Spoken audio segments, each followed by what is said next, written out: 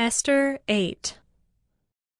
On that day King Ahasuerus gave to Queen Esther the house of Haman, the enemy of the Jews. And Mordecai came before the king, for Esther had told what he was to her. And the king took off his signet ring, which he had taken from Haman, and gave it to Mordecai. And Esther set Mordecai over the house of Haman. Then Esther spoke again to the king. She fell at his feet and wept, and pleaded with him to avert the evil plan of Haman the Agagite, and the plot that he had devised against the Jews. When the king held out the golden scepter to Esther, Esther rose and stood before the king, and she said, "If it please the king, and if I have found favor in his sight, and if the thing seems right before the king, and I am pleasing in his eyes, let an order be written to revoke the letters devised by Haman the Agagite, the son of Hammedatha, which he wrote to destroy the Jews, who are in all the provinces of the king. For how can I bear to see the calamity that is coming to my people? Or how can I bear to see the destruction of my kindred?" Then King Ahasuerus said to Queen Esther and to Mordecai the Jew, "Behold, I have given Esther the house of Haman, and they have hanged him on the gallows, because he intended to lay hands on the Jews. But you may write as you please with regard to the Jews in the name of the king, and seal it with the king's ring.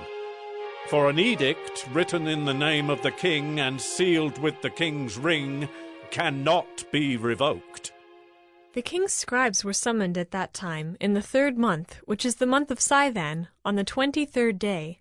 And an edict was written, according to all that Mordecai commanded concerning the Jews, to the satraps and the governors and the officials of the provinces, from India to Ethiopia, 127 provinces, to each province in its own script, and to each people in its own language, and also to the Jews in their script and their language. And he wrote in the name of King Ahasuerus, and sealed it with the king's signet ring. Then he sent the letters by mounted couriers, riding on swift horses that were used in the king's service, bred from the royal stud, saying that the king allowed the Jews who were in every city to gather and defend their lives, to destroy, to kill, and to annihilate any armed force of any people or province that might attack them, children and women included, and to plunder their goods, on one day throughout all the provinces of King Ahasuerus, on the 13th day of the 12th month, which is the month of Adar. A copy of what was written was to be issued as a decree in every province, being publicly displayed to all peoples, and the Jews were to be ready on that day to take vengeance on their enemies. So the couriers, mounted on their swift horses that were used in the king's service, rode out hurriedly, urged by the king's command. And the decree was issued in Susa, the citadel. Then Mordecai went out from the presence of the king in royal robes of blue and white, with a great golden crown, and a robe of fine linen and purple, and the city of Susa shouted and rejoiced. The Jews had light and gladness and joy and honor. And in every province and in every city, wherever the king's command and his edict reached, there was gladness and joy among the Jews, a feast and a holiday.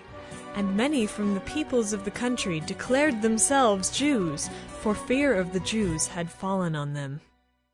Created using Powtoon.